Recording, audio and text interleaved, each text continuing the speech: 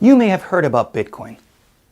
In case you haven't, a Bitcoin is a type of digital asset that can be bought, sold, or transferred between parties securely over the internet. Because of this, Bitcoin can be used to store value, much like buying gold, silver, and other types of investments. But unlike those other types of investments, Bitcoin also serves as a form of digital currency, and you can use it to buy products and services as well as make payments and exchange value electronically. However, different from other types of traditional currency, such as dollars or euros, which you can also use to buy things and exchange value electronically, there are no physical coins for Bitcoin or paper bills. And when you send Bitcoin to someone or use Bitcoin to buy anything, you don't need to use a bank, a credit card, or any other third-party type of clearinghouse.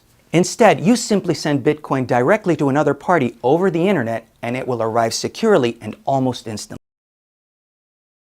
Whenever you send an email to another person, you simply type in their email address and you communicate directly with that person. It's the same thing when you send an instant message. This type of communication between two parties is commonly called peer-to-peer, and it's how people communicate every day over the web. You can send photos, videos, and other types of files easily and quickly over the web. However, whenever you want to send money to someone over the internet, you need to enlist the services of a third party, such as a bank, a credit card, PayPal, or some other type of money transfer service. You can't simply just attach some money to an email and send it to someone like you would send a photo or some other document. Why is that? The reason is that whenever you do a transfer of value between two parties, you need to ensure that a real transfer has taken place. In other words, you need to be able to verify that both parties have done what they need to do in a real exchange. For example, if I send a photo I like to another person, I can simply attach that photo to an email and send it. The other person will receive the photo, and that's where you think it would end. But not quite. We now have two copies of the photo, the one I sent by email and the original file, which is still in my computer. What I really did was email a copy of the file with the photo, not the original file.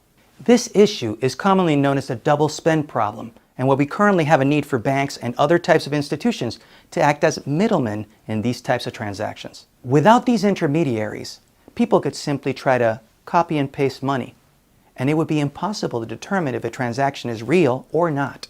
But if the double spend problem presents such a challenge, how is it that you can send Bitcoin to someone else over the internet without needing a bank or some other institution to certify that a transfer took place? The answer lies in a global network of thousands of computers called the Bitcoin network, and a special type of decentralized ledger technology called blockchain. Blockchain is one of the key technologies that underlies Bitcoin, as it keeps a decentralized record of all the transactions that have ever taken place on the Bitcoin network. All the information is captured securely by using math and cryptography to protect it, and the data is stored and verified across the entire network of computers. In other words, instead of having a centralized database at a third party such as a bank to certify that a transaction took place, Bitcoin uses blockchain technology across a wide, decentralized network of computers to securely verify, confirm, and record each transaction.